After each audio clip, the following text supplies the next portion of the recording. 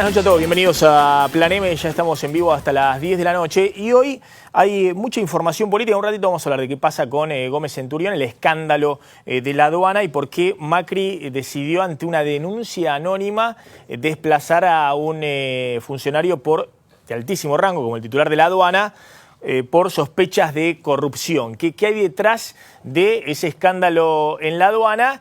Y si no hay una feroz interna también dentro del gobierno que termina con la salida de Gómez Centurión del gobierno de Mauricio Macri.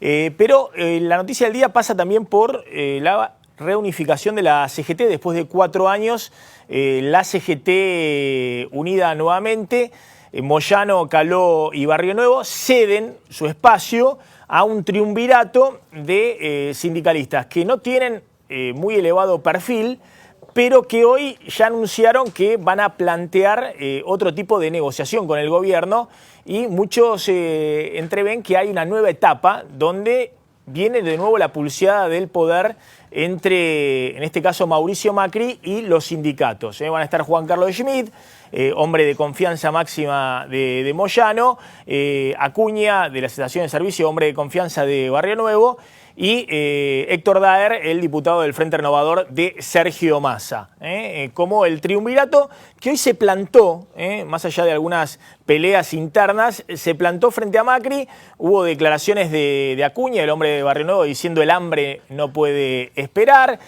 otras declaraciones de Daer y de Schmitt planteando que el gobierno no daba respuestas con temas de la agenda de los sindicalistas, y Macri hoy en una empresa en Droguerías del Sur planteando justamente un mensaje también para los sindicalistas, diciendo no pongan palos en la rueda, hablando de los juicios laborales, del ausentismo en las fábricas, casi un discurso o un mensaje directo al corazón de los sindicalistas. Que insisto, hasta ahora esas 3 CGT vienen muy colaborativas con el gobierno, porque el gobierno a su vez le ha dado, entre otras cosas, los fondos de las obras sociales, cosa que Cristina retenía en los últimos años.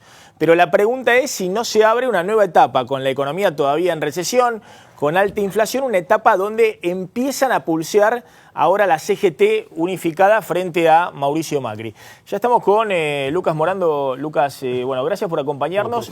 Estás viendo que hoy hubo una señal de advertencia, una especie de primer chisporroteo, las 3 CGT de un lado y Macri del otro también, que no se quedó atrás, ¿no? Un mensaje diciendo no pongan palos en la rueda, hablando del ausentismo laboral o de los juicios laborales, en un mensaje inequívoco a los sindicatos. No, porque además lo primero que dijeron es no descartar un paro general. Vos pensás que el gobierno no está en su mejor momento, por más que tiene altos índices de popularidad. Hay preocupación por la calle, con una economía que no arranca, el tarifazo, y que cambie en este momento, se reunifique la CGT y esas 3 personas, de los cuales 2 están asociados a Massa, después de un fallo antitarifas, donde también se nota el olor, el olfato o la mano de Massa, genera un poco de preocupación en el gobierno. Con esto no digo que va a ser un paro, pero por lo menos... Vos decís están asociados a Massa, bueno, obviamente Héctor Daer y... de Sanidad y Acuña, claro, por Barrio Nuevo. No es que son directamente o que responden directamente a Massa, pero hay una composición masista en esa nueva composición, ese triunvirato, que debe en algún momento preocupar al gobierno. Acordate que el enemigo verdadero hoy es Massa. Hoy para el gobierno el enemigo es Massa.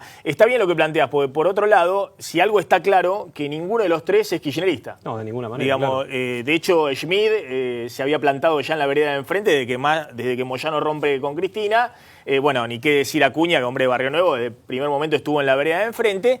Y en el caso de Héctor Daer, bueno, si bien es alguien que se mantenía en la CGT de Antonio Caló, claro, es alguien que viene acompañando a Massa desde el 2013, cuando Massa enfrenta a Cristina en la provincia de Buenos Aires y le inflige una derrota que cierra la posibilidad de reelección. Así que de alguna manera hay una CGT que está buscando algún referente en el peronismo y que está muy lejos de Cristina, pero que quiere posicionarse también enfrentando a Macri. Y como vos lo decís, no es kirchnerista, el kirchnerismo está en derrumbe, el año que viene hay elecciones, el que mejor mide la provincia es Massa, una CGT nueva con alta composición de Massa. Yo, si fuera el gobierno en un escenario de economía estancada, estaría un poco, pero por lo menos un amarillo se me prende en el tablero de control del macrismo. Bueno, preste atención a algunos de los mensajes de la nueva CGT unificada tras 4 años. Vamos a extrañar un poquito el carisma, si se quiere, de Moyano, ¿no? Sí, No digo el carisma de Caló porque es algo inexistente, digamos, pero nunca tuvo. El carisma de Moyano vamos a extrañar un poquito ese tono, ¿no? Más irónico y duro de Moyano. Pero me parece que lo mismo, hay algunos que van a empezar a disparar y a enviarle mensajes al gobierno. Y ahora vamos a discutir si eso le conviene o no a Macri. Porque yo soy de los que piensa que Cristina, cuando enfrentaba a los sindicatos, cuando enfrentaba a Moyano, desde el punto de vista electoral le servía. Lo que pasa es que hoy tenés todas las paritarias por debajo de la inflación. Claro, Es otro bueno, escenario. está bien, es otra cuestión. Es decir, hoy como que estos sindicalistas están conteniendo lo que les presionan las bases. Por supuesto. Es al revés. Está corriendo de atrás. Mirá hoy la CGT unificada después de 4 años. Es un día muy especial, muy importante la decisión de haber elegido una condición nueva en la CGT. No es fácil. No es fácil el partido que le toca jugar a estos 3 compañeros. El país no está floreciente, el país está preocupado. Tuvimos problemas con los tarifazos, tenemos problemas con la inflación, tenemos problemas con la importación. Creo esta unidad va a ser la que va a marcar la historia de este país. Es que tiene que haber una propuesta desde el Movimiento Obrero Unido hacia el gobierno, advirtiéndole todo lo que está mal, para que ellos son el gobierno y empiecen a revertir esta situación urgentemente, porque el hambre no espera.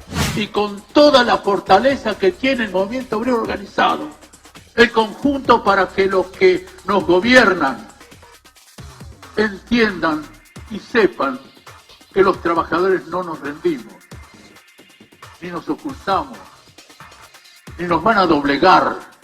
Al movimiento obrero no lo doblega nadie. Está Moyano mandando su mensaje, pero al mismo tiempo Macri, que muchos interpretaron el no pongan palos en la rueda, que la semana pasada, casi en un estilo kirchnerista, ¿no? Hay que hacer un compilado de las veces que Cristina dijo me ponen palos en la rueda, pero que la semana pasada era para los que criticaban el tarifazo, esta semana el no pongan palos en la rueda parece que es para los 3 sindicalistas que van a encabezar la nueva CGT. Cada día vamos a estar un poco mejor. Pero eso se va a acelerar si entendemos acá, en el corazón, que es cada uno de los argentinos, cada uno en su lugar, entendiendo que cuando no cumple, que cuando hace trampa el sistema, cuando fuerza un ausentismo, cuando inventa un juicio, cuando pone un palo en la rueda, está complicándole la vida a todos, a todo el resto de la sociedad. Bien, ya está en nuestros estudios el legislador del PRO, Juan Pablo Arenaza, está Javier Gentilini del Frente Renovador de Sergio Massa, el diputado nacional José Luis Patiño también de Cambiemos, y está con nosotros Mariano Lovelli, que es presidente del CEPIS, el Centro de Estudios de Promoción de Igualdad y Solidaridad, la Asociación de Consumidores que frenó el tarifazo, ¿no? Puso la demanda que el tarifazo de gas frenó primero la Cámara Federal y después la Corte Suprema de Justicia. De alguna manera empieza una nueva era de cruces entre, bueno, ahí me ponen la foto de Lovelli con Cristina, digamos, después vamos a preguntar, digamos, si fue una movida del kirchnerismo también que estaba festejando. Me parece que no, porque después vamos a contar un poco qué pasa con el tarifazo, que el gobierno va a rever incluso el tope del 400%, lo va a hacer mucho más bajo. Va a ser incluso un nuevo cuadro tarifario para la audiencia pública de septiembre, porque considera que ha habido un error muy grande de los tecnócratas del gobierno con el tema de la tarifa de gas. Pero decía el tema CGT, Macri empieza una nueva era donde la CGT empieza a avisar, ojo que nos vamos a plantar frente a Macri. Bueno, siempre la CGT en un gobierno no peronista fue un poquito más afilada, ¿no? No por casualidad, justo ahora se unifica y es una buena señal para el movimiento de los trabajadores. Durante muchos años ocurrieron muchas cosas en la Argentina y muchos sindicalistas se callaron la boca. Bueno, ahora está bueno que la CGT se unifique. Más allá de eso, creo que no estamos hablando, recién decía Moyano, de no se van a doblegar. Creo que no se trata de doblegar a nadie. Me parece que acá de lo que se trata en este momento que vivimos es de pensar cómo conseguimos el desarrollo. El gobierno está muy concentrado en que el país despegue. El otro día estábamos viendo el plan productivo muchos nacional. interpretan Macri viene con el tema del ausentismo laboral, con los juicios laborales y demás, viene con una agenda más proempresaria para enfrentar, si se quiere, no digo la legislación, porque hoy Macri no podría pasar una ley de flexibilización laboral, me parece ni por casualidad, digamos, tiene minoría en el Senado y minoría en diputados, pero viene con un mensaje fuerte, si se quiere, proempresario el día que se unifica la CGT. Lo que es cierto que hoy habló claramente como empresario y no como presidente. Hubiera sido mucho más interesante y constructivo que más allá de estos comentarios existiera una fuerte preocupación por la pérdida de los 100.000 puestos de trabajo que ocurrieron durante estos 8 meses de gestión. Me parece que Macri como presidente tendría que estar mucho más atento a eso que a la posibilidad de algún juicio laboral que claramente remite a una perspectiva que atrasa, ¿no? Que atrasa a Arenaza no le décadas. Mucho. Arenaza Atrasa tuitea, décadas. mientras Gentilini dice que Macri no se hace cargo de los 100.000 puestos de trabajo que se perdieron, Arenaza está La tan verdad. preocupado que empieza a tuitear. Dice, bueno, a ver qué dice, siga. A ver. No estoy sintiendo, ¿no? Estaba mirando. Sí. No, con respecto a lo que dijo Macri, no habló como un presidente que está preocupado por lo que ocurre en la Argentina. Por el ausentismo. Y es un problema, el ausentismo es un problema. Hoy es un problema. Es un problema en cualquier economía. Pero hay mucha ausencia de trabajo hoy. Es un problema en cualquier economía moderna, el ausentismo es un problema. Creo que más es un problema más. son los que quedan en la calle que los que se ausentan. Me parece que hay mucha gente hoy preocupada por no perder su trabajo. Y me parece que no va a tener ninguna gana de estar ausentándose para que enseguida se metan en el lazo y lo terminen despidiendo. Me parece que es al revés. La gente está preocupada por mantener la fuente de trabajo. Me parece que nadie está pensando, che, a ver cómo me las arreglo para trabajar poco y llevarme el sueldo a fin de mes. Me parece que pasa exactamente lo contrario. Hay 100.000 puestos de trabajo que se han perdido, esto está estadísticamente comprobado, tanto en el ámbito privado como en el ámbito público, y me parece que el presidente, como presidente, debería preocuparse mucho más de eso que de eventuales juicios laborales o alguna tasa de Si me ausencia. permitís, yo lo que tenemos que entender es que el trabajo lo crean los empresarios. Eso es una realidad. Los políticos lo que podemos hacer es crear las condiciones para que se genere trabajo ¿Cómo que lo crean productivo los empresarios? y se genere... No, ¿Para quién crea el trabajo? La sociedad lo crea. La sociedad.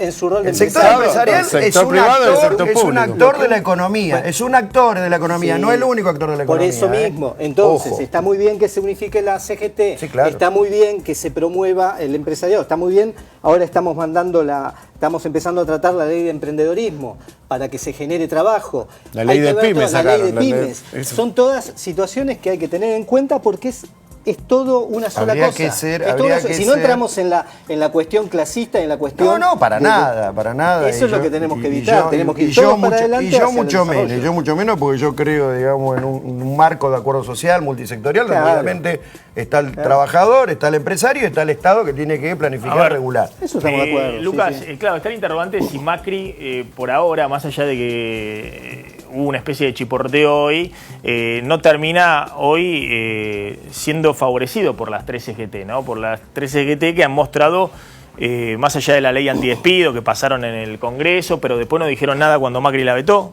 Es decir, hicieron algunas declaraciones, pero no hubo ninguna medida de fuerza, nada. Tampoco fue muy áspero en los últimos meses con Macri. Eso también La hay que pregunta es si billetera mata galán, digamos, si la idea esta, te suelto de los fondos de las obras sociales, le permite este año a Macri, más allá de los chisporroteos, tener alineado a lo que es la CGT, que es la principal fuerza sindical hoy en la decir. Argentina. Cuando vos preguntás en el gobierno cuál es la preocupación con los gremios, más allá de lo que digan, Sí. es que no lleven a la gente a la calle. Porque el gobierno entiende que hay un efecto contagio, cuando la gente ve a la gente en la calle, va a la calle. Eso es lo que tiene en la cabeza Macri. Si Moyano convoca un paro general y la gente va a la calle, yo me tengo que preocupar. Mientras tanto, la verdad que la economía no ayuda a que los gremios estén tranquilos. Claro. Tampoco los veo muy alborotados. Sí es cierto que lo que decía el caballero, que cuando vos empezás a preguntar las encuestas, o en los encuestadores, todos empiezan a detectar que la preocupación por la pérdida de trabajo empieza a crecer. Lo que antes era la corrupción, la economía, Sí. hoy ya el tema de la desocupación está preocupando a la gente. Habría que ver realmente cuáles son las cifras de la desocupación, porque él habla de 100.000, el gobierno te dice 60.000 con toda la furia, y mucho en el sector El gobierno público. reconoce 100.000 puestos de trabajo en el sector privado, 60.000 el son de público. la construcción. Claro. está bien. 60.000 tiene con la parálisis de la obra pública de la construcción. De todas maneras, no son números muy distintos a los del 2014. No, claro. Sí hay una pérdida del poder adquisitivo muy muy grande por la inflación que le ganó varias cabezas al salario, ¿no? Hoy como principal preocupación.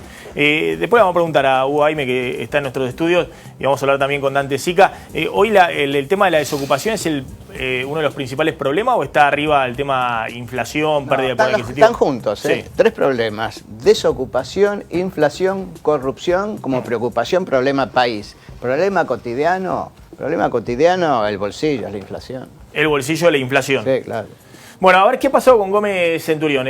Mirá, salió a defenderse el ex titular de la aduana, Macri, que lo desplaza, la verdad, sorpresivamente para todos, sí, ante una denuncia anónima de corrupción, ¿no? Junto con unos audios que denuncia penalmente el Ministerio de Seguridad de Patricia Bullrich. Denuncia anónima, le llega a Patricia Bullrich, va a ver a Macri, reunión privada, le dice, mira, tengo esto, Macri automáticamente lo desplaza. Es raro, porque la verdad, si van a empezar a echar a todos los funcionarios investigados, se quedan sin ministros. A mí por lo que me cuentan, el presidente sabe más de lo que dice la denuncia, o no está trascendiendo todavía, y debe tener seria prueba de que es culpable, si no, no va a echar al titular de la aduana, porque la verdad, lo deberían echar a Bresci si fuera por las denuncias. Acuérdense que el titular de la bonaerense está denunciado incluso por Carrió, que es parte de Cambiemos, y sigue en su puesto. Ahora, la primera denuncia anónima que le toca a un funcionario de Macri y lo echan, también hay un tema, yo ya hablaba con fuentes judiciales que te dicen, la verdad que esto tiene otra trascendencia porque vino Bullrich a traer la denuncia. Y mañana lo que van a hacer es la primera medida de prueba, es decir, mañana abren en serio la investigación, hoy lo imputaron, es decir, hoy empieza la investigación y mañana van a ir a una serie de dependencias estatales a buscar documentación, van a pedir las cámaras de seguridad, una reunión que en teoría tuvo Gómez Centurión con su segundo, en esta banda en la cual lo denuncian de haber montado una aduana paralela, para que se entienda, y vamos a ver qué pasa. Ahora, vamos a ver lo que decía Gómez Centurión, después voy a contar algo respecto a lo llamativo y por qué Macri, algunos dicen es el marketing anticorrupción, sí, diferenciarse del kirchnerismo. Primera denuncia anónima, algunas escuchas, que no se sabe bien quién las hizo, digamos. Claro, y no está claro pronto, hay mucha sospecha de que pueden venir los servicios de inteligencia, no se sabe si formales o informales. Miren lo que decía Gómez Centurión, alguien de confianza de Macri, no tiene ninguna banca dentro del gobierno más que el propio presidente Mauricio Macri. El primer caído de la era Macri. Yo, cuando el presidente Macri me pidió que me haga carga de la aduana, sabía cuáles eran los riesgos. Y un riesgo era este. Un riesgo era que me maten. Usted está escuchando WhatsApp que han insertado en el video que están mandados a otras personas. Yo no quiero venir acá en el rol de una víctima. Yo no soy una víctima. Yo soy un funcionario que tomó un cargo consciente del riesgo que tenía, dispuesto a hacer lo que tenía que hacer, dispuesto a no convivir con lo que yo recibí. Y la forma de no convivir es transformarlo. Para transformar la aduana, usted se empieza a enfrentar con toda una serie de adversidades. ¿Fue Estiuso? No creo que él directamente. ¿Cómo? No creo que él directamente. Creo que hay gente que está vinculada a él que está dando vueltas. Si tuviera el nombre, como todo lo que dice en la aduana, ya tendría nombre y apellido en la justicia. Yo, cuando el presidente Macri me pidió que me haga carga de la aduana, sabía cuáles eran los riesgos. Y un riesgo era este. Un riesgo era que me maten. Irigoyen terminó muerto. A mí, una vez por semana, viene alguien y me dice vas a terminar como Irigoyen. Que me maten, que me hagan una operación, que me ensucien, que me manchen. Bueno, ahí estaba. Gómez Centurión, esto dice en público. Sí. En privado está muy enojado con Macri, muy enojado con Macri, porque lo pone, si se quiere, en el escarnio público. Dice cosas incomprobables, pero muy serias respecto a que el presidente quiere proteger a exfuncionarios del kirchnerismo, porque él tocó algunos negocios que involucraban a empresarios también del macrismo, con importaciones, digamos. Está diciendo cosas muy serias en privado, Gómez Centurión, no en público. Ahora, la verdad que llama la atención, ¿no? La versión, si se quiere, más light de lo que pasó es Gómez Centurión, una especie de cruzado. Todos van con la palabra, no sabemos si es honesto o deshonesto, pero que es un loco, es un loco. Sí. Es decir, no respondía ni a Alberto Abad, al titular de la AFIP, ni siquiera a Macri. Estaban peleados, sí. Parece que hubo algunos pedidos puntuales de la Casa Rosada que el titular de la aduana directamente desoyó. Hacía operativos anti-contrabando todos los días. Creo que los empresarios textiles le reconocen que se ha cortado mucho del contrabando que había, o la joda que había durante el kirchnerismo, ¿no? Los containers que pasaban libremente. Pero lo que sorprende es la reacción del presidente, porque es una decisión de Macri directamente. Sí, muy fuerte. Ni de Abad, ni de nadie más, ni de Pratgay, ni de nadie que está en la escala jerárquica arriba del titular de aduana. ¿Cómo empieza esto para que todos se acuerden? ¿Te acuerdas de Parrilli, como estaba en la CIDE? Él denuncia que sectores residuales de la CIDE habían montado una industria de contrabando, este uso y demás. ¿Qué es lo que dice Gómez Centurión? Yo vine a limpiar eso, tengo la instrucción de Macri de limpiar eso, de correr la reventa de contenedores o la liberación de contenedores a pedido de Macri. Y ahora lo que va a investigar la justicia es si realmente él fue a combatir eso o fue a amparar eso. Yo hoy pregunto en la justicia, ¿ustedes piensan que esto es el fiscal Marijuán y el juez Ariel Lijo, que es el mismo que investiga a Vudú? ¿Ustedes qué piensan? ¿Que esto es más del lado de una operación o más del lado de que Gómez Centurión también amparaba esto? Las dos cosas me respondieron. La verdad que con el tiempo se va a saber. Pero... Ojo con este tema, digamos, porque Gómez Centurión está muy enojado. Sí, claro. Por ahora viene, si se quiere, declarando orgánicamente, diciendo voy a limpiar mi nombre en la justicia y demás, pero está muy enojado con el presidente. Porque además, lo que publica Carlos Pañi en La Nación, de que hay una sospecha, que obviamente es lo mismo que dice Gómez Centurión, en privado a otros periodistas, no solamente a Pañi, que hay una especie de cama montada de los servicios de inteligencia y de Silvia Magdalani, la número 2 de la CIDE. O de la ex CIDE. Que hay sectores vinculados a ella que Ahora, tienen si negocios. Efectivamente Gómez Centurión piensa eso, Magdalani es Macri directamente. Digamos, no hay intermediarios en la número 2 de la CIDE y el presidente. Entonces, veo que hay una interna muy fuerte. La pregunta es por qué el presidente asume tanto riesgo. Creo que en las encuestas de opinión le da bien el tema de, ante la primera denuncia, desplazar a un funcionario. Como diferenciarse del kirchnerismo, que había ultraprocesado y seguían aferrados años y años a los cargos. Pero ojo que puede ser mucho más que eso. Pero... desde el punto de vista de la encuesta de opinión, ¿tiene sentido, digamos?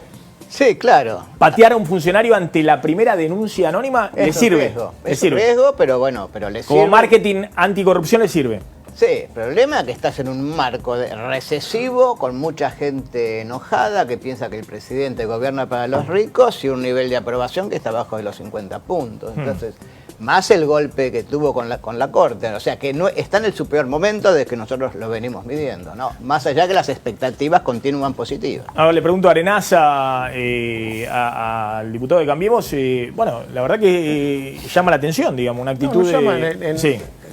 Uno de los puntos que más dijo Macri en toda la campaña es: voy a ser tolerancia cero hacia un acto de corrupción. En este caso lo que se hizo, se desplazó a un funcionario y y la justicia se le da todas las pruebas a la justicia. Vos fíjate, en todos los casos donde se involucró algún funcionario, se acercaron todas las pruebas. En este caso se desplazó, es una decisión del presidente. Bueno, pero ahí como el renunciómetro, ¿cómo lo manejás? Porque Michetti está investigada la justicia, Aranguren también, Sturzenegger bueno, también, es una decisión, siguen en su cargo. No vas a comparar las situaciones. Una cosa es, pero hay que ver cómo actúan los funcionarios ante una situación judicial. Obvio. En el otro gobierno hubiera sido... si hubiera salido una denuncia periodística, como ocurrió muchas veces, ante un acto de corrupción, el funcionario lo protegen hasta último momento. Ahora, la pregunta es, quiero ver la cara de Gómez Centurión, porque estamos hablando de Gómez Centurión. Después vamos a hablar un poquito de la Después, personalmente, de la y demás. si es culpable o no, para eso está la justicia. La pregunta es, Macri lo echa ante la primera denuncia, o tiene otra información donde hay certeza y aportará a la justicia. El presidente lo desplaza de su cargo y le dice a la justicia: investigue esto, que es grave, para ver, no puedo dejar por el lugar sensible donde está el funcionario, bueno, lo desplazo, lo suspendo, le dice a la justicia: investigue, y después va a tomar una decisión. Ellos Macri te dicen que tiene otra información. ¿Cómo? Ellos te dicen que Macri tiene otra información, que sabe más de lo que trascendió. Si no, porque vos no podés entregarle a la oposición un funcionario tan rápido. Si no, ¿por qué no lo echa Bresi, por ejemplo? Que va a Carrió y le dice: Bresi es un ladrón, montó una estructura de recaudación para el titular de la bonaerense. ¿Por qué eligió a Gómez Centurión? Seguramente el presidente sabe más de lo que trascendió.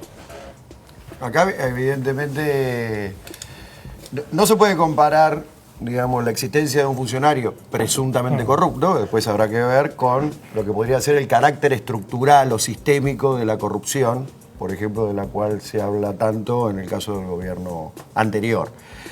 Ahora sí, esto da cuenta de que acá también hay funcionarios presuntamente corruptos y rápidamente aparecen arriba del tapete. Punto 1. Punto 2, pareciera que esto está conectado por todo lo que va apareciendo en la luz pública no solamente un nivel de interna del gobierno, sino un nivel de interna que todavía continúa de la ex-CIDE.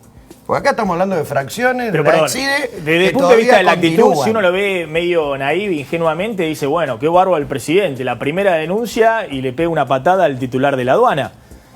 Ahora, si fuera así, está bien, bárbaro, la opinión pública acumula, genial. Ahora, también es cierto, yo no lo conozco a Gómez Centurión, nunca lo vi en mi vida, era el de control comunal en la ciudad de Buenos Aires, un hombre de confianza de Macri. El único que lo bancaba en el gobierno era Macri, ningún otro. Tiene antecedentes desde el punto de vista político muy poco potables. Fue héroe de Malvinas, pero también fue cara pintada. Entonces, ahora la pregunta es por qué el presidente lo pone y después lo saca con argumentos, por ejemplo, los empresarios textiles, incluso los de Cejera, más cercanos al kirchnerismo y demás, reconocen que se cortó mucho de la corrupción y el contrabando, por ejemplo, en el sector textil, que había, entonces así. Sí, yo no soy textil, pero pertenezco a Cejera también como asociación, y sí, es así. Es así. Es como vos decís, sí. Es decir, que por lo menos en la aduana se terminó la joda de la importación de contrabando de los textiles en los últimos tiempos. Claro. Maxi, creo que a ese funcionario Macri le pega una patada. Exacto. Creo que lo que nos sorprende es la novedad del método. Entonces lo que estamos haciendo en este análisis es comparar con situaciones anteriores que se podían haber dado o cómo reaccionaría otro presidente, otro dirigente.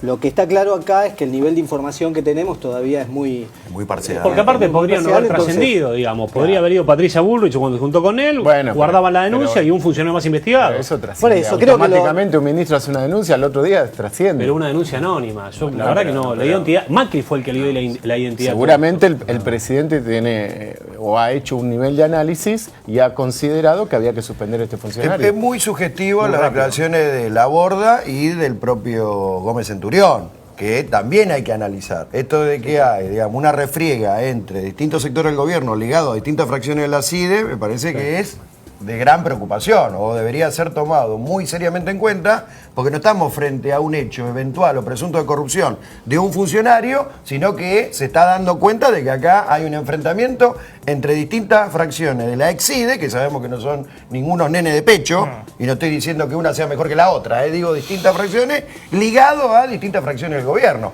Esto es muy preocupante. A ver, ¿qué está pasando con el tarifazo? Después de el freno al tarifazo por parte de la Corte Suprema, Macri sale el fin de semana, el sábado, a hacer una especie de timbreo nacional. A reconciliarse con la gente. A mostrar que la calle es una cosa y que la televisión y la opinión pública es otra. Sí. La escala de los timbreos. Yo me río porque los timbreos si no los hiciste, ¿vos qué sabés? Los timbreos son para comunicar políticamente. No es puro marketing virtual, de redes. Eso es lo que decimos. ¿Cuál es la escala de los timbreos? ¿Cuánta gente? ¿A cuánta gente timbrearon? ¿Lo podemos saber? No tengo No, pero que lo diga Arenaza, que dijo que fue. Es un problema, pero no es un problema, es una metodología. Por favor. Tan mal no son que ganamos la elección. Por favor, hay digamos acá. Bueno, no es un estudio, no es una encuesta. No se va a reconciliar con la gente. Sacar a tus dirigentes a la calle y hablar directamente con la gente. Esa es la pregunta. Con un mercado interno deprimido, con un salario que baja, con una inflación alta, olvídate que se reconcilia. Bueno, capaz que te llama la atención el timbreo después del freno al tarifazo. Por favor.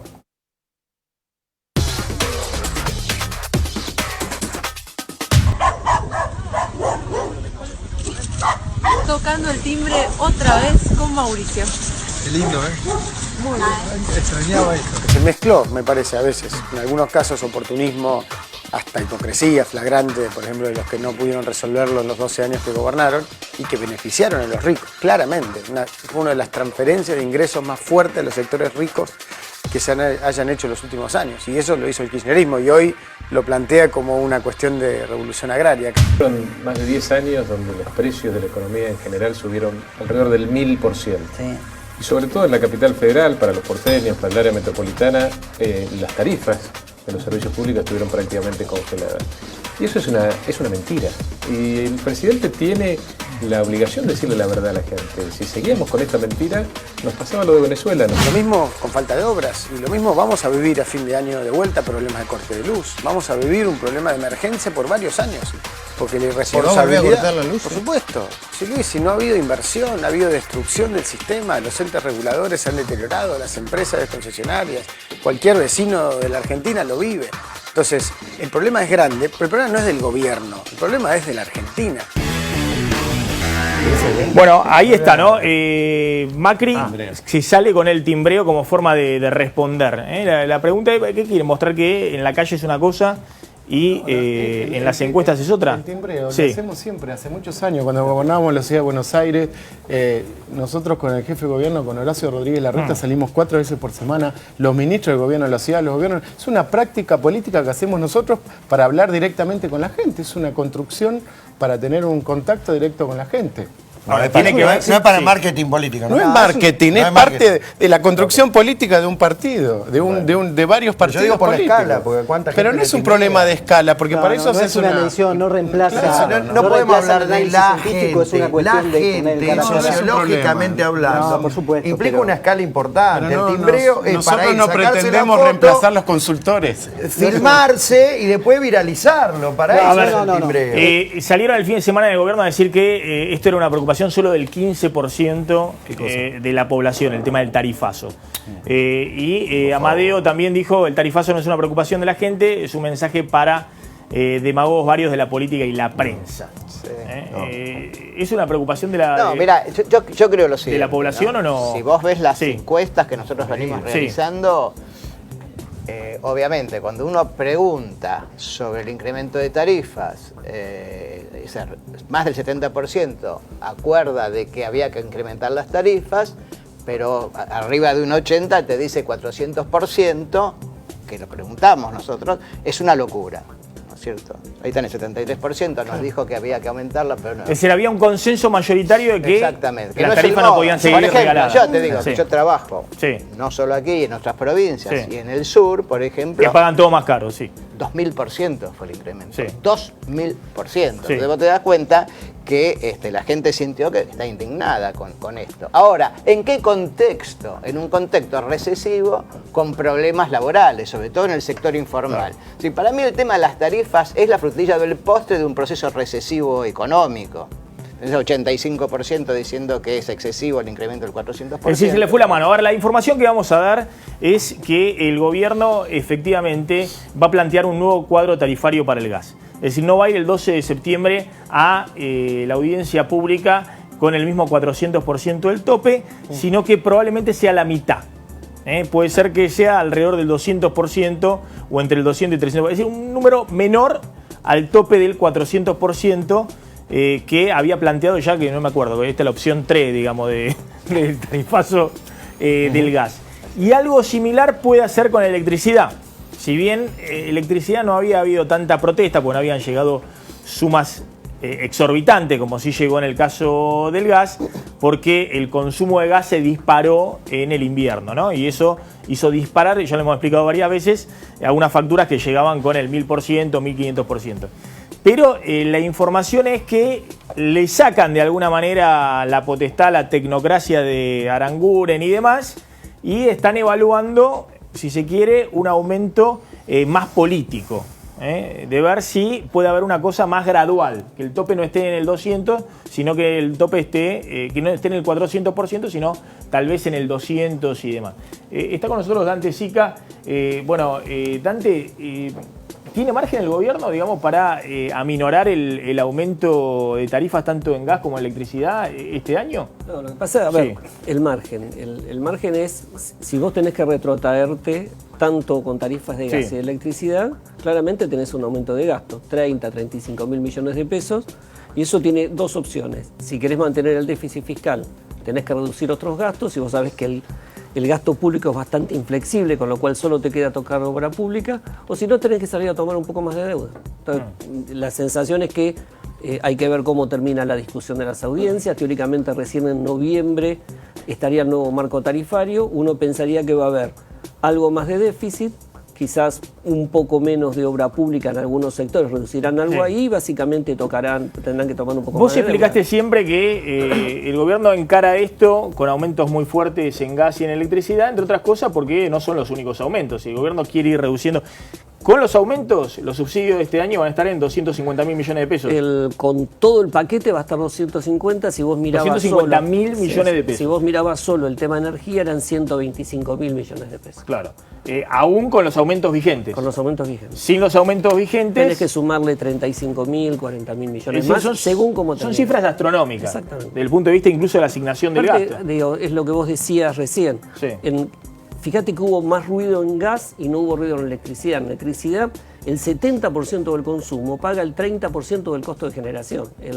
Estuvo, digamos, la carga más fuerte estuvo en los grandes usuarios industriales y en los sectores medios desde el punto de vista de consumo en el sector industrial.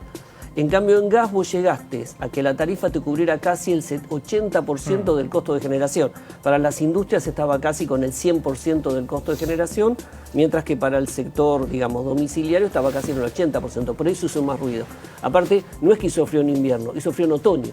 Nosotros venimos de un año pasado muy cálido, donde el consumo fue muy bajo, claro. Y este año se te adelantó. Entonces tuviste como un doble salto de escala. Te pasaste de marco tarifario por el consumo y encima te agarró después el aumento. Entonces el ruido fue mucho más. Ahora te voy a preguntar si ves la reactivación en algún lado, digamos, al final del túnel, en algún lado la reactivación de la economía. Está con nosotros, como les decía, Mariano Lovelli, que es del CEPI, que es un poco el que planteó el primer amparo que frenó el aumento del gas y ha terminado en todo esto. ¿Ven al gobierno reformulando esto y de alguna manera morigerando los aumentos? Las audiencias públicas van a hacer un trámite, si se quiere, formal. Bueno, sí. No lo sabemos. Sí. Se ha hecho mucha futurología estas últimas semanas respecto de qué iba a pasar, como por ejemplo en el caso del fallo de la Corte. Por lo tanto, pensar qué puede hacer el gobierno no lo sé. Sería una buena noticia para el país si el gobierno recapacitara en función de la gradualidad de la nueva tarifa de los servicios públicos, porque así se le está marcando el camino a la Corte. La Corte en un momento en el fallo hace el planteo respecto de la razonabilidad. Disculpa una cosita, porque estamos poniendo todo el tiempo la foto de Lovelli con Cristina. Ya está. Ya conté que Lovelli estuvo con Cristina y demás, pero son dos cosas distintas, ¿no? Porque lo que planteó Lovelli, que estaba mal hecho en el caso del gas, después fue ratificado por una Cámara Federal y fue ratificado por la Corte Suprema de Justicia. Entonces, es lógico que haya sectores de la oposición que tengan un juego en el sistema institucional. Ahora, eso no desacredita lo que diga Lovelli, más allá de que tenga una simpatía por Cristina o por Mengano o por Sultano. ¿Está claro? Entonces no mostremos más a Lovelli con Cristina. Ya está, ya la mostramos. Listo. Ahí está, dale. No, está bien. A mí no me molesta, sí, digamos, de todos modos, la foto, pero acá hemos tenido un fallo de la Cámara Federal que fue unánime. Y tuvimos un fallo de la Corte Suprema que también fue unánime, digamos. Entonces, creo que eso habla de que el gobierno había hecho mal las cosas, que no había argumentos que nosotros pasos, sí, expusimos en la justicia eran los correctos. Creo que hasta el propio Arenaza lo reconoce, ¿no? O el propio Cambiemos reconoce que aplicaron mal la fórmula de cómo hacer los tarifazos. Había que hacer la tarifa pública, seguramente hubo error en alguno, como decía Dante, que el tema del aumento, vos decías del tema del aumento en algunos lugares, del 2000%. Bueno, obviamente se han confundido en algunos puntos y no está mal ir y empezar de nuevo. Bueno, es una gran confusión política. Si a esto hay que denominarle confusión. Yo lo voy a dejar, digamos, en el terreno del interrogante. Si fue una confusión o fue una decisión muy clara y concreta, como se ha comentado periodísticamente, y mucho al respecto de que hubo. Confusión no fue. No, claro. Hubo varios funcionarios del gobierno de primera línea que sostuvieron que esto era una locura. Y hubo funcionarios de primera línea asistiendo a Macri en la decisión de Macri de que había que ir adelante. Es la locura política de cómo se implementó. No, lo que cuestionan es que Aranguren no hizo los pasos técnicos, no que el aumento estaba mal. No, pero el hecho de ir como se fue para adelante, digamos, a tambor batiente y rompiendo todo, eso fue una decisión de Macri. De todos modos, claramente, fue una decisión de Macri, donde hasta incluso se llegó a decir que Porque muchos pensaban que el responsable intelectual era Aranguren. En realidad, Aranguren fue el instrumento directo de Macri para llevar adelante su decisión. Perdón, de todos modos, la justicia lo que está diciendo es que tendría que haber habido audiencia pública, Claro. si ahora se va a hacer. Por Ahora, en ejemplo. cuanto a la tarifa, la tarifa es algo objetivo, no es que un gobierno puede decir, bueno, subo, bajo, pongo tanto, la tarifa tiene un costo. Y de las audiencias Bien, públicas pero- lo que va a surgir Sí, es estamos de cuánto es acuerdo, ese costo. Pero hay que acreditar justamente en la audiencia pública con costos que hasta ahora el gobierno no ha querido mostrar. El Es propio totalmente de Aranguren acuerdo. en el plenario de comisiones dijo textualmente, me resisto a contestar esa pregunta. ¿Eso qué lectura tiene? Es que los números lo saben, nada más que no los quieren decir. Además, ¿Y ¿por qué no lo quieren decir? Pero está bien, pero discutámosla, pero acreditando Porque cuáles son los regional, la tarifa costos que tiene. Era una locura. Y sí, y para eso está la audiencia pública, para ir a discutirlo. Digamos, que el gobierno debe mostrar sus Hay una papeles y coincidencia discutirlo. muy grande de que las tarifas en la Argentina estaban totalmente retrasadas, que los subsidios, uno puede gastar 250.000 millones de pesos en subsidio y 25.000, 30.000 millones de pesos en asignación universal por hijo. Cortá los subsidios energéticos y triplicá la asignación por hijo, si más querés. cuando o cuadruplicala. sí. Cuando las provincias pagaban 3 veces más. Esto hace 6 años, digamos, que es cuando explotan los subsidios, que es un despilfarro desde el punto de vista de la asignación de recursos. Y además, desde el punto de vista económico, le liquidó el modelo al kirchnerismo. Le comió todos los dólares y le generó un déficit fiscal enorme. Ahora, lo que ha hecho el gobierno para salir, y bueno, evidentemente no ha encontrado la fórmula. Lo que pasa es que el cálculo Porque técnico, dicen, vamos 1000%, 400, ahora 200, 300. Es un prueba y error permanente. Maxi, ahí viene el tema del cálculo técnico. El cálculo técnico no puede ser la única variable para esta discusión. Sí. Hay consideraciones de índole económico y social que se tienen que tomar en Bueno, cuenta. para eso se hizo la porque- tarifa social. No, pero no es solamente la tarifa social. Para eso se le Es puso la un tarifa tope de social, 400%. pero ahí estás reduciendo el problema solamente a un sector de la población, el más relegado. No, y se Pero puso es un el- tope de 400%. Pero es el conjunto de la población, la cuestión económica y social, que tiene una traducción política de impacto, incluye el conjunto A ver, de la sociedad. un segundo, porque está con nosotros Tiene José que Luis haber visión Patiño, política. perdón, que es el diputado de Cambiemos, no, pero está también con nosotros Además, Daniel Moreira, que es presidente de la Asociación PYME. Gracias por la ayuda. Por ejemplo, bueno, la PYME. a ver, claro, que está enrolada en Cejera. La pregunta que todos se hacen es si se viene ahora los empresarios PYME con una oleada de amparos pidiendo que no se le aplique los aumentos de gas y de luz, lo mismo que a los usuarios residenciales, como determinó la Corte. En realidad, yo recién vengo de la reunión en la cual Sí. dentro de Cejera hemos decidido hacer los amparos. Y tenemos un componente que recién lo acabaste de decir vos. Nosotros como PYME somos componentes sociales porque damos trabajo dentro del lugar. Sí. Y aparte somos... La Corte nos abrió, acá está el doctor que me puede corregir, pero digo, lo que analizamos fue que la Corte abrió dentro del fallo para decir que los vulnerables, los más vulnerables dentro del entramado, tenemos derecho a peticionar. Y nosotros como PYME somos los más vulnerables dentro del sistema de lo que somos los generadores de empleo. Entonces, a la situación absolutamente desastrosa que estamos teniendo los PYME, porque somos justamente los que tenemos el problema que acá decía Jaime.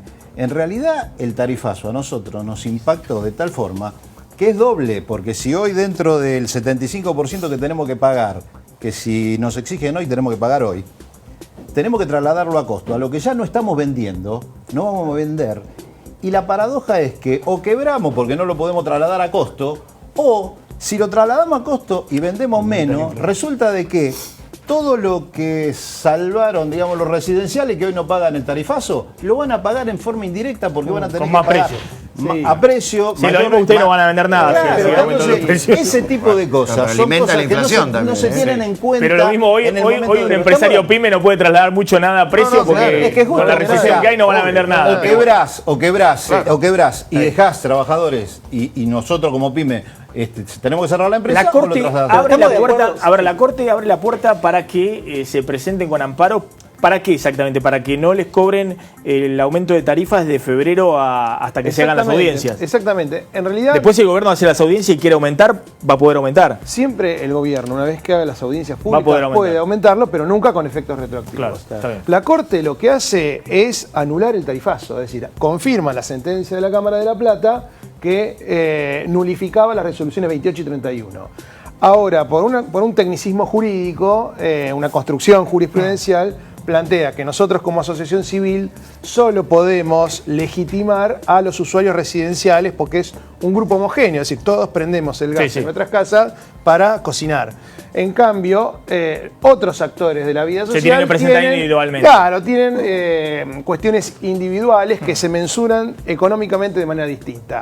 Por eso habilita expresamente a los pymes, a los clubes, etcétera, que vayan a la justicia a pedir ellos individualmente que se les Ahora, fíjense lo que estamos hablando. Si la Corte no es que le está diciendo al gobierno usted no puede tener una política energética de aumento de tarifas.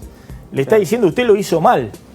Ahora, es responsabilidad en todo caso del gobierno haber perdido 8 meses entre idas y vueltas. Y otro tema no menos importante, que la Corte además nos da la razón de poder discutir la tarifa, pero cuando nos referimos a la tarifa es a la boleta, porque el gobierno quiso tratar de hacer un control de daños, de evitar sacar la discusión sobre el precio del gas a boca de pozo, y es lo que vamos a ir a además del cachetazo político le pegó a Macri, ¿no? Digo, una corte en el cual él casi terminó de constituirla con un miembro que puso él, que fue Rosati, votó en contra. Pero eso es parte de la división de poderes. Y otra cosa, lo más importante, Maxi, ahora en septiembre se empieza a tratar el presupuesto en el Congreso. Y ya están empezando a ver, seguramente lo van a dibujar, pero ya están empezando a ver desde qué pauta de inflación van a poner hasta qué hace con las tarifas, porque ahí vos tenés que blanquear cuál va a ser tu desagregado de inversión. ¿Sabés lo que podría haber hecho Macri? Que también es una cuestión de encontrarle siempre la viabilidad política a medida que pueden ser técnicamente necesarias, ¿no? Pero podría haber perfectamente haber dicho duplico la asignación por hijo y lo ato al recorte de subsidio y salía con saldo favorable. Es decir, entre otras tantas cosas. Lo que pasa es que en este caso pasó la medida limpita, sin nada, sin un endulzante. ¿Cómo pasó la medida de los jubilados? Y la actual blanqueo. Digamos, y en Argentina es así. ¿Sabes cómo se resolvía además, Maxi? Con un WhatsApp a Lorenzetti. ¿Qué te parece lo que dice? No, bueno, vamos. A ver, ¿Cristina está en campaña, Aime, de nuevo? Mirá, yo creo que estamos en una situación así. Cristina la atacan, Cristina se defiende y el gobierno polariza con Cristina. Claro.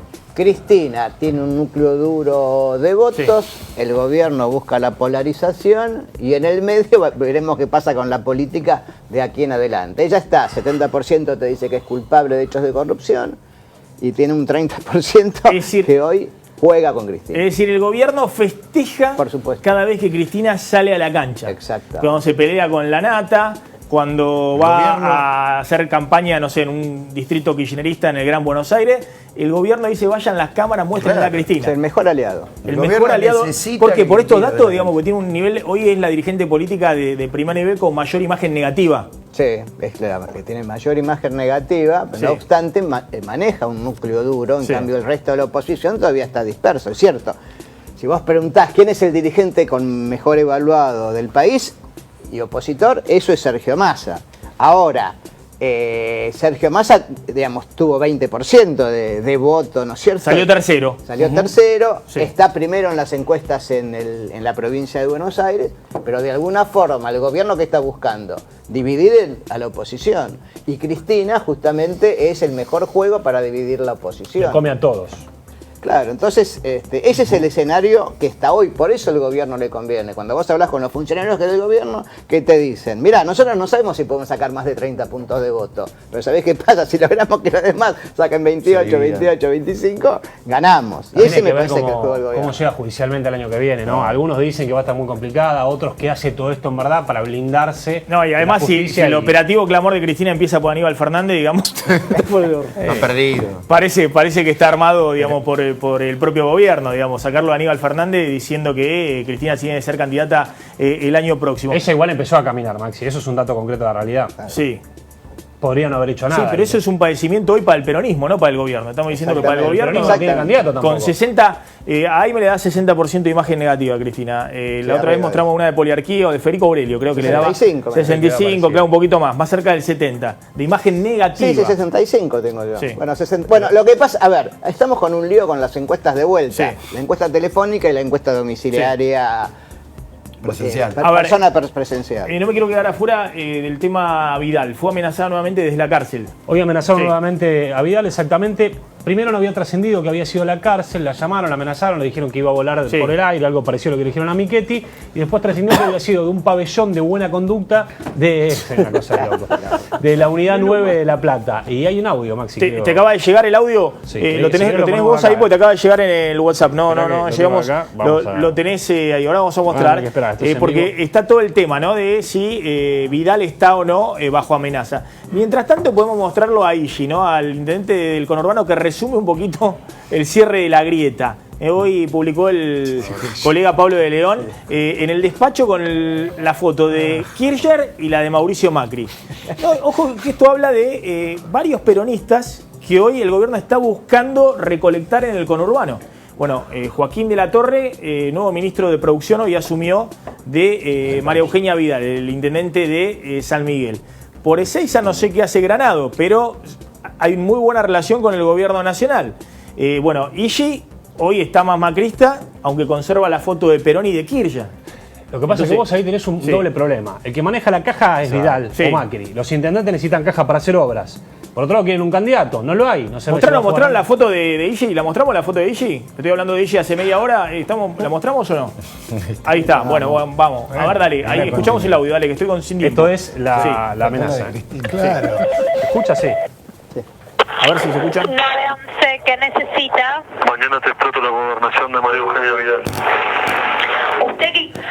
Vamos a pasarlo nuevo. Bueno, a ver, vamos de vuelta. Sí. 911, ¿qué necesita? Mañana te exploto la gobernación de María Eugenia Vidal. Está bien. Parece joda, Maxi. Bueno, la llamada al 911 también. En este país amenazan al titular de SIDA, trae al 911 y a la gobernadora de una cárcel. Está bien, ahora el gobierno está también dándole difusión a estas cosas, digamos. ¿Ustedes se acuerdan de la Te llama un preso al 911 diciendo que te explota la gobernación. Es cierto que alguien lo dejó al preso ir a hablar ahí. Claro, sí, hay una sospecha grande de la bonaerense, el servicio penitenciario y demás, y una guerra con María Eugenia Vidal ahí. Porque cuando vos llamás de un servicio penitenciario te aparece el disquito, claro. Precisamente para que no pase eso. A ver, es mejor la imagen de los dos cuadros y vamos para adelante. Los dos cuadros, lo de Kirchner y de Macri va para adelante, dice el diputado de Cambiemos. Obvio, mucho mejor que este. El problema es la coherencia ideológica. ¿Está la luz al final del túnel? Digo, la reactivación económica. Sí, claro. A ver, los lineamientos que se están tomando y lo que uno está observando, uno empieza ve que va a haber una reactivación. El problema es, todos estábamos esperando que sea el cuarto trimestre y quizás se demore un poquito más. ¿Por qué? Hay tres grandes factores que eran los que más iban a impulsar, o por uno esperaba que iban a impulsar en el último cuatrimestre. El tema del agro, un poco más difundido, no solo sobre agroquímicos, maquinaria agrícola, sino también ya con algunas cosechas en marcha y siembras en marcha. Ese es un complejo que mueve bastante. Se esperaba para fin de año que vos ibas a tener el impacto del gasto fiscal en jubilados, que eso es entre 15 y 18 mil millones de pesos, que eso va todo a consumo directamente.